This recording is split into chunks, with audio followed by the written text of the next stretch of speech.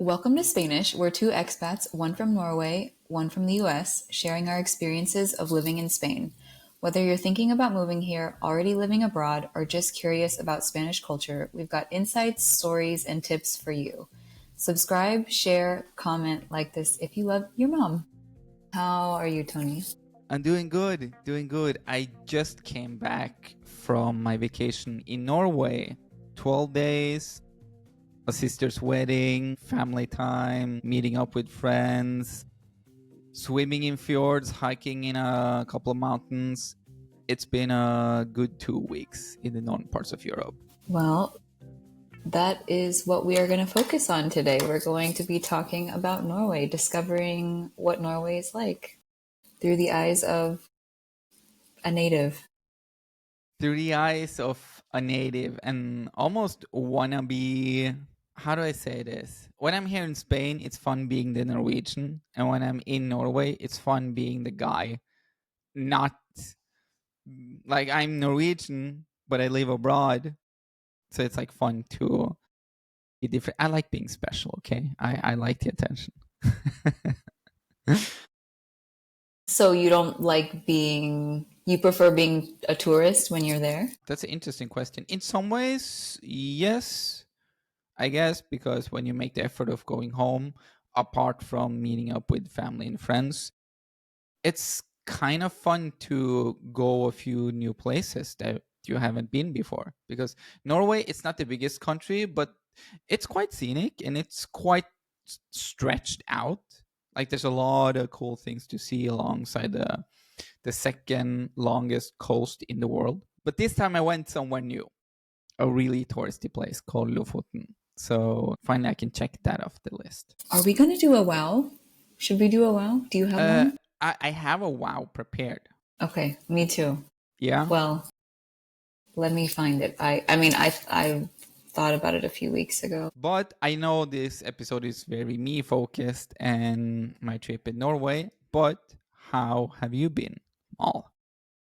I'm good. As you can see, I have my makeshift microphone because I'm in Sevilla and I forgot to bring my microphone. You look like a travel influencer. They always use those. Yes, it's a pretty good mic, but I'm just trying to survive in Sevilla. The heat is brutal. On average, 35 degrees, 36. 39. Ooh, Well, that is average, hot. yeah. I guess 38 would be a fair. Well, potato. But 38 30, is yeah. pretty. Yeah. Oh, yeah. But it's good. Just enjoying being a new homeowner. So I really can't complain. Yeah, congrats on that. That's super cool. Even though the heat is to die of.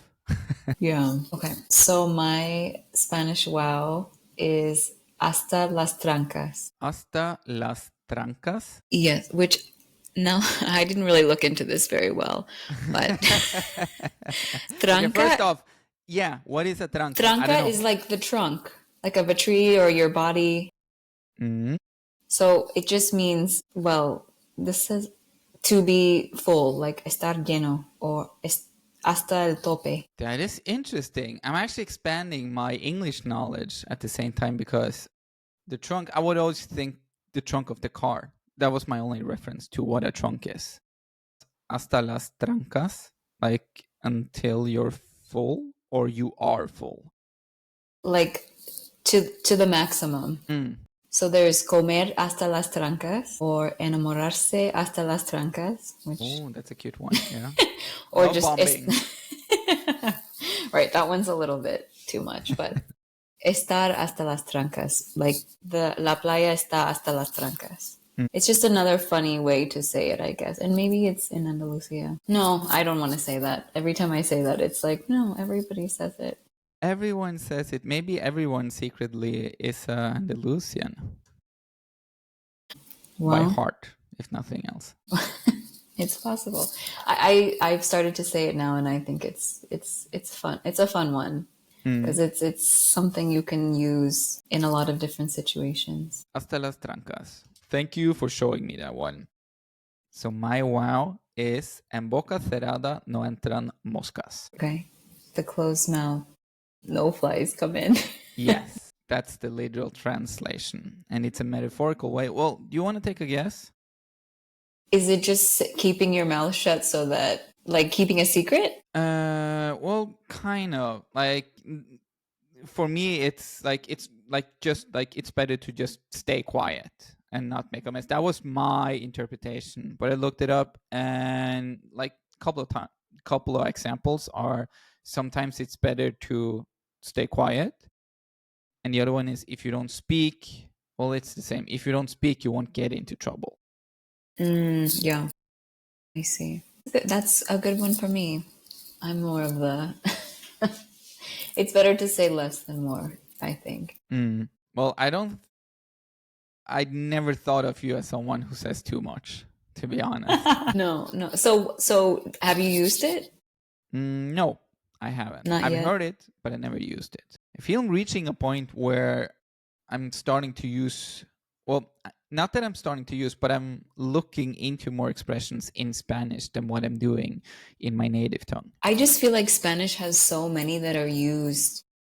Like, I feel like that's the way to tell if you're not a native, Mm, is if you don't use these very, like, seemingly underground phrases mm. that you're like, okay, I have that could mean one thing, but it probably means something else. Okay, so the lesson here or the takeaway is just keep going and actually start using Correct. some of these expressions. I'm saying it more to me than I'm to you. I imagine you using them a bit more consciously than what I'm doing. In Spanish, Yeah. I try, yeah. But in English, I don't really, I'm not like just hearing you say that, I don't really feel like I speak a lot of like with sayings. You don't use it I feel like you on. use more than I do in English. Well, maybe that kind of makes sense because English is my second language. So I put in a lot of effort Listening, into. yeah, yeah, yeah. Yeah, exactly. Yeah. So, okay, that was the wow. Great job. Yes. You just spent a few weeks in Norway, and I wanted to do a few rapid fire questions. Mm. So I will start with, what was your best meal that you had in the 2 weeks you were there? I had a lot of good meals, but the one that stands out was a crab and shrimp evening that we had. It's been maybe like, what, 6 years since the last time I actually peeled a shrimp. So I kind of felt like a kid like the first 5 to 10 seconds. But You don't then, eat gambas here? if it's served, I will eat it, but they're usually peeled. Okay. And the crabs were really nice as well. So was this a home meal or a restaurant meal? Whole meal. Yes. So the crabs were like cut. They had like this herbs and spices butter added to them, and yeah, delicious. Everything. What would you say is your best memory from the trip? It's so hard. Apart from meeting up with family, friends, some family members that I haven't met in 18 years, some friends when I went to my, oh my God, it's so hard to choose. I went to one of my sister's You have to weddings. choose one. It has to be one. Like one moment, like one time where you were like, this is like a movie. And I don't want to ever forget. You know what? I was going to say Lofoten, a touristy place at the coast where the nature is just super epic. But what you just said there, like the feeling of this feels like a movie, my sister's wedding, 100%. It was just like this vibe. You know those high school movies where they go to the reunion or, well, maybe someone's wedding and they kind of catch up and they reflect on life. There will be like a few minutes of like real talk before continuing the party again. Mm-hmm. Exactly a moment like that, or you just feel like this is a movie moment. Like this is what they base movie scripts on. It's moments like this.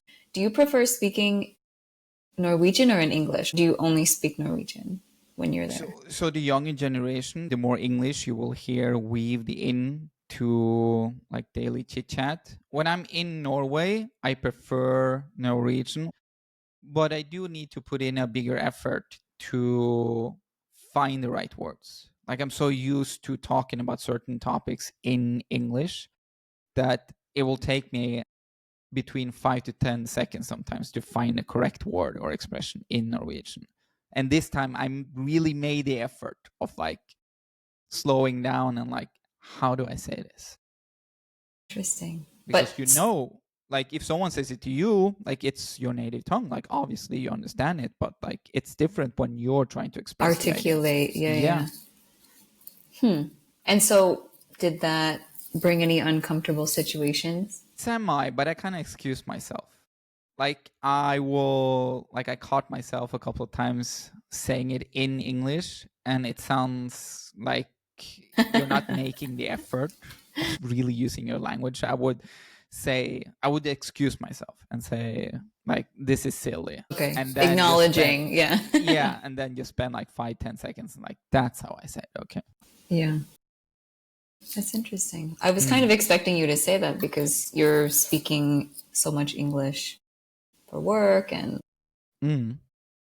yeah. Do you have any surprises, or like if you had one, what would you say was the biggest surprise from your trip back home? Or culture shock? Culture shock, I guess. I don't have any culture shocks on top of my head. The biggest surprise on my trip was during my layover in Oslo, I discovered the Too Good To Go app or network, meaning that food they're about to throw out for the day because no one bought them, you can buy it at a huge discount the last hour before closing. And they had that at the airport. I just heard a random dude complain to the clerk at a kiosk that he needed to wait an additional 15 minutes to get The his food food. that, Yeah, yeah. yeah, because you reserve it and then you get like a time slot, like between 9 o'clock and 10 o'clock, you can come and pick it up. So don't go hungry with that app Yeah, don't. because the 15 minutes would be brutal. It would. But dude, I think I paid I don't know, 4 euros or something, and I got 3 sandwiches, like Oof. big ones. Wow. Yeah. The only thing is, it's a lot of bread. It's not the best sandwiches, but it's calories and it's food and it's cheap, so I'm not gonna complain. Yeah.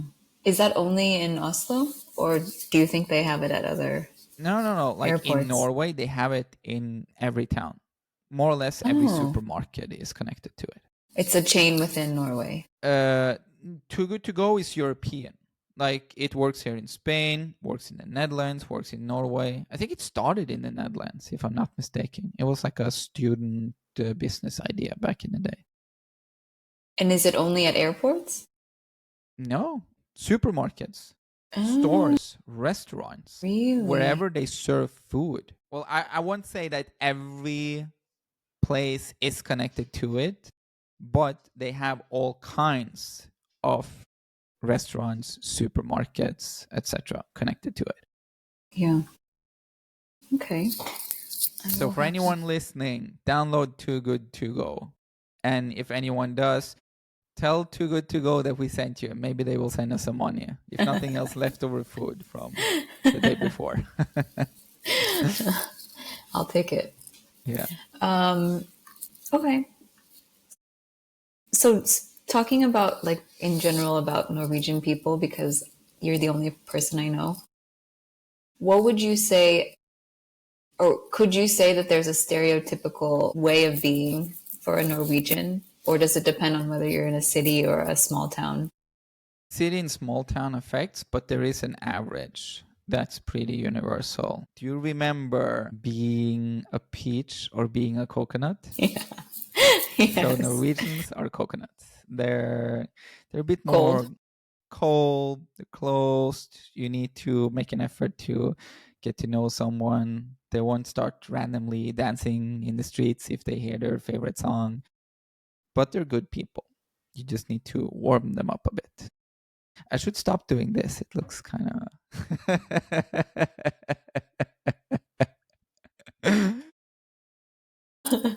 I didn't even notice, but that will be fun to look back on. Yeah. Okay, so just a little more reserved, you would say? More reserved, yes. that is the average Norwegian. When you're in Norway, it's easy to compare one to the other and say, well, he's very outgoing, he's more For a reserved. Norwegian. Yeah. But Yeah. if you take the whole group and just drop them here in Spain, like all of them will be kind Yeah. of reserved. Okay, but so one thing that specifically that I'm thinking of that happened to me the other day, I was walking past the store and I made eye contact with the guy that was, I don't know, it was a bread shop or something. And I smiled at him. And I remembered as soon as I did it that that is so weird to do here in Spain. Like it's weird to like make eye contact and then smile. Or Is it? like, I think so. Yes. But in the US, not. No, not at all. People are always smiling at each other. Is that something like, to me that's being friendly, and I think here it's kind of like, that's weird. Well, it's similar in Norway. Like It's you will weird to look at the smile you look at the ground or you look up in the sky or if you make eye contact. yeah. But I try to make the effort, like if eyes meet, to not be that guy. I try to like not Just hold a keep stare. maintain. Yeah. But like a tip of the hat, like a nod or like smile or just acknowledging the other Yeah, person. yeah. Like it doesn't need to be flirtatious. It's just like Right. common. Yeah. Yeah. Anyway, let's Interesting. go back to the questions. What would you say was the hardest thing about leaving Norway and coming back to Spain? Leaving family. Despite that, I love getting my space back, and I totally understand they do too because I stay at family members' places. Next, what is one physical object that you would want to bring from Norway to Spain? Whether it's like a household object or not food, not food. Damn it! Because we'll go over that. I was gonna say cheese. That was the first one that came to mind. Ah, okay, so an object. Like something around the house, or maybe even something that you can buy at the store that you don't find here. Let's show us. This is a cheese slicer. Oh, okay. It's a Yeah. Norwegian invention, even. I Is it? remember. I've seen that before, but not here. Definitely not here. Yeah, like I bought this here. You can get it here, but it's You just can. not as common. It's a Norwegian invention. Obviously, I'm super proud of that. And then you eat it. Now you need to It's talk. very like that. Spanish of you to be eating on a podcast.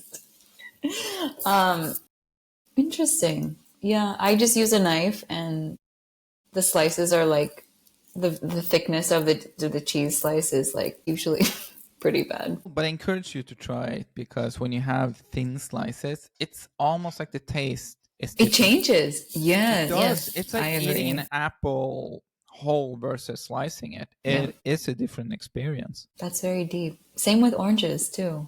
Mm. If you cut them versus peel it. Mm. So yeah, that would be my object to bring from Norway. Okay. And what about a concept like, I guess it could be a cultural thing or just Arrive on time. Okay. That was quick. Yeah. Arrive on Punctuality. time. 100%. Okay. I used to enjoy in the beginning people were late because then I could be late. But for every passing year, I'm like, can we just meet up the time we said? Like, Yeah. Okay. I agree. That's fair. What is the most embarrassing thing that happened to you on your trip? That's a really tough one, I know. I'm so sorry. It's good content, though. at the wedding, I think I made up with someone in front of my mom. Like she was in the same room as it happened. Mom, let us know. Tony's mom, let us know. Okay. So that embarrassed you that she saw it, or it embarrassed you that you did it? Yeah, it's like being at that wedding. I kind of got the feel of going to like the small town local party where everyone's there, including your family. So if you're getting a groove on with someone new, the whole town is gonna see it. You can try and sneak out the door or whatever, but everyone's gonna know. So it's like, okay, either you don't do anything because everyone will know, or you just say, screw it, I want to do this, you go do it, and you just don't care what everyone else sees. Small town problems. I don't want to have.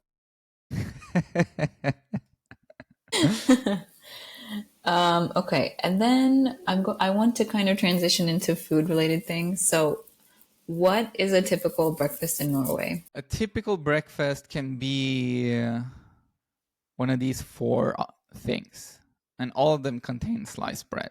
So there's sliced bread with brown cheese. It's a cheese that's made out of the leftover parts of the dairy. Number two, a slice of bread and liver pate. That's pretty international. They have it here as well. Option three, sliced bread with caviar, but not pure caviar. It's on a tube, maybe 60% ish is caviar, and the rest is like a mixture of things like liquid cheese or whatever. And then maybe you have some mayonnaise on top as well. That's nice. And the last one is just slice of bread and think Gouda, and you slice it like this and put it on. And Cheese? Yeah. Okay. And then maybe you slice up some cucumber and put on the top. That's like really typical Norwegian breakfasts. And good whole grain bread. It's typical to eat the bread plain, but they do toast it as well sometimes. Like if it's old and stale, you toast it. or throw it Okay. out. Yeah. Okay. So toast or pieces of bread. So no like eggs, smoked salmon. Nothing like. Oh my God. Yeah, of course. Smoked salmon on, again, pieces of bread. You will have boiled eggs on sliced bread. You will have like scrambled eggs on sliced bread. Everything needs to have sliced bread. Okay. If not, you will lose like your Norwegian passport, I think. Okay. And is the bread better there than here? Yes. Okay. Yes. What about the cheese? Cheese is better here because there's a bigger selections. But Okay. the cheeses we do have in Norway, they're pretty decent, I would say. Think less manchego, more gouda, more like soft, big clunky cheeses that doesn't taste too much, but there is a distinct taste there. So now I want to go into kind of like you have to choose one or the other. Smoked salmon or jamón ibérico? Oh, don't do this to me. Smoked salmon. Is there a Norwegian dish that you prefer over croquetas de jamón? That is a tough one. I might go to hell for saying this, but I don't think so. No. Like, Fair enough. croquetas is top of the line. We know where you stand. Okay, breakfast foods, either or pan con tomate or I'm gonna butcher this. Let's hear it. Knekkebrød?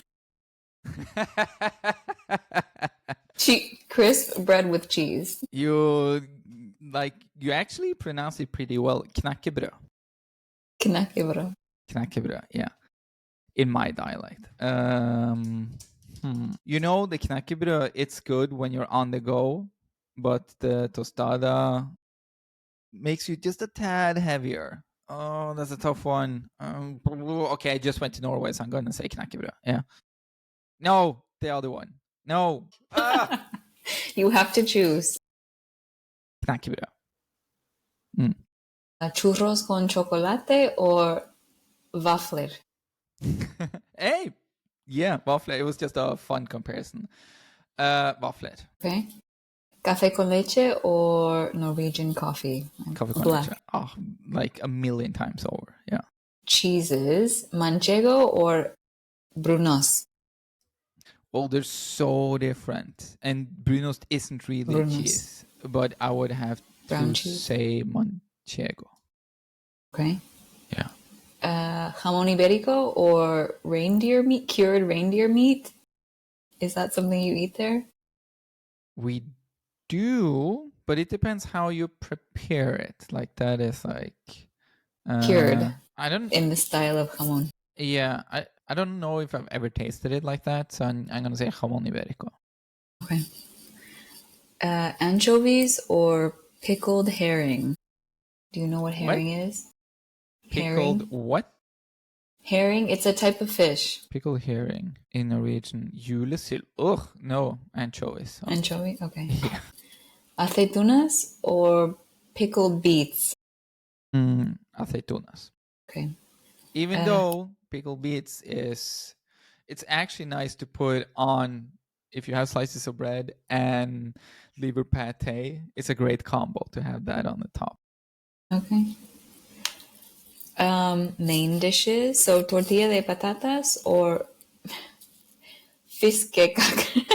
Oh, fiskekake. No, I'm gonna go with fiskekake. Okay.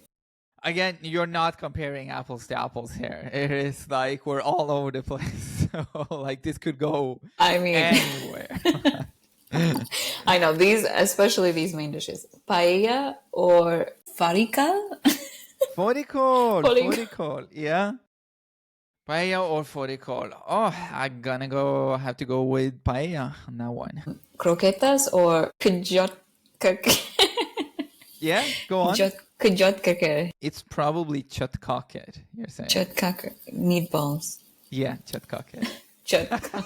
I love hearing this. You're doing a great job. I'm sweating. So I love both. And Mercadona, they actually serve meatballs. They like at the deli with like a salsa and sliced potatoes. But is it the same? The Mercadona? More or less. Okay. Like maybe 100-year-old Norwegian would say, this isn't kjøttkake, but like... I mean, meatballs are all pretty similar, I feel. Yeah, more or less. But no, croquetas. Yeah, I really love croquetas. Gazpacho or lapskaus?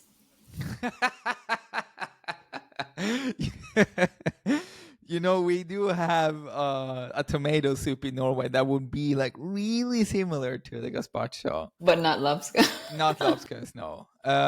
So I'm gonna go with gazpacho on this one. Yeah. Okay. I don't know if you know what this is. Cocido madrileño or rakfisk? Rakfisk. But you said you've never tried. Oh no, you have. The tribes I have too. once, yes. It's like a tomato your base. Memory. I'm impressed. Yeah. Rakfisk. I'm gonna go with rakfisk on that one, even though it's not my favorite dish. Okay. Desserts. Do you know what tarta de Santiago is? Let me Google it quickly. Tarta de Santiago. Or we can say the roscón de reyes. I haven't tried this one, so let's say roscón de reyes. Or kransekake. Ooh, kransekake. You should try that one. I think you would like it. I'm gonna go with kransekake. Polvorones. Do you know what polvorones are? Polvorones? Sí. Yes. Or I guess we can say marzipan. No, I think I know. Yeah. Roscones. Or pepperkaker. Oh, but pepperkake is it's gingerbread. It's Christmas. Pepperkake. We're gonna go with pepperkake. Okay. Helado or riskrem? Riskrem. That's some core Norwegian stuff you're diving into here. As a kid, I would never say riskrem, but as an adult, it's growing on me. I'm gonna say riskrem. The pronunciations are not bad. I'm not, they're pretty much like as you see it. Yes, I am impressed by you, Mal. Thank you so much. Tinto de verano or akevit? Oh, Tinto de verano, like a million times over. Okay. Vermouth or mulled wine? Old wine. It's just hot wine, I think. They cook like with spices, cinnamon, and nutmeg. Julegløgg. Like gløgg. We would call it gløgg. And Jule is Christmas, so julegløgg. It's like a typical... warm wine. Oh, they're so different. Like, I know. I don't know. I'm gonna say vermouth. Vermouth. But give me a small taza with juleglögg and I'll be a happy boy as well. Okay, and last one, cava or cloudberry liqueur? Quite different there as well, but I Yeah. like sweet, so I'm gonna go with the liqueur on that one. Okay. What is cloudberry? Cloudberry, if I'm not mistaken, that is moltebar. Cloudberry. It's orange and yeah. Since we don't have oranges in Norway, a way to like stock up on vitamin C would actually to harvest those berries. So if like hundreds of years ago, I learned this summer actually, to survive a big sea travel and not have a deficiency in vitamin C, that was one of the solutions. Stock up on cloudberries. Okay, interesting. Okay, we're running low on time, but a few more, just like three more things. Bocarones or lutkefisk? Lutefisk is heavily debated. Boquerones, for me, it's more like a summer dish. Lutefisk is dinner, Christmas dinner. I'm gonna go with lutefisk. Okay. Patatas bravas or pulse y lompe? Pølselumpe. 100%. Pølselumpe. Hot. Wow. Yeah. Okay, that's. I mean, patatas bravas is like a staple, so it must be pretty good. Yeah. It's nice as well, don't get me wrong. But pølselumpe. Wow. Okay, olive oil or butter? Are we cooking or putting it on something? Putting it on something. Or both. I mean, isn't it the same? Like one is for like putting it on bread or getting a crisp surface. Texture, yeah. Yeah. The other one is like you can put it on a salad. You can't have butter on a salad. Well, like, come on. that's true. That's a hard one, but olive oil, because I have found out that I actually don't need to use butter when I live here. So olive oil. Yeah, it's like a sin to have butter here, I feel. Yeah. I usually buy butter when I'm gonna make waffles, like gofres. That's when I buy butter, or like a cake. Other than that, I don't buy butter here. Yeah, butter. That's it. Thank you so much for answering my out of the hot seat. Dude, I love the format, love the pronunciation, love the questions. Thank you so much. Great job. Okay. Well, thank you for sharing your trip. I hope we didn't go into it very much, but we're glad you're back. Yeah. Well, thank you. Thank you for saying that. I'm glad to be back as well. Yeah, I guess we didn't go too much into the trip, but as I was answering these questions, I was going through memories and so many emotions. Like it felt like I was going through everything. I'm just not sharing it with anyone. Right. Do you want to share anything else? I will share one last thought. Usually, when I go home to Norway, it's been either 6 months, maybe even a year since I've been there. So it's always a great time to reflect on where I'm going in life. It's like doing accounting. It's kind of like, let's look through the receipts, let's look through everything, get an overview, and you make some thoughts on where you're going in life. And this trip specifically, without sharing a lot of personal information, there were several things within my family that I was reflecting on, that so many people are on crossroads in lives. They're starting this new thing, or they're going to go try this, or something has changed that will affect their everyday life. And it felt like an indie movie in a lot of ways. It felt really wholesome. Good, It did. yeah. It did. And like, as you said, we're running out of time. I could have shared so many things, but it will be for another day. Sure. Yeah. One last thing. You asked me about the biggest surprise, then I just talked about leftover food at stores, but no. Here's an actual one.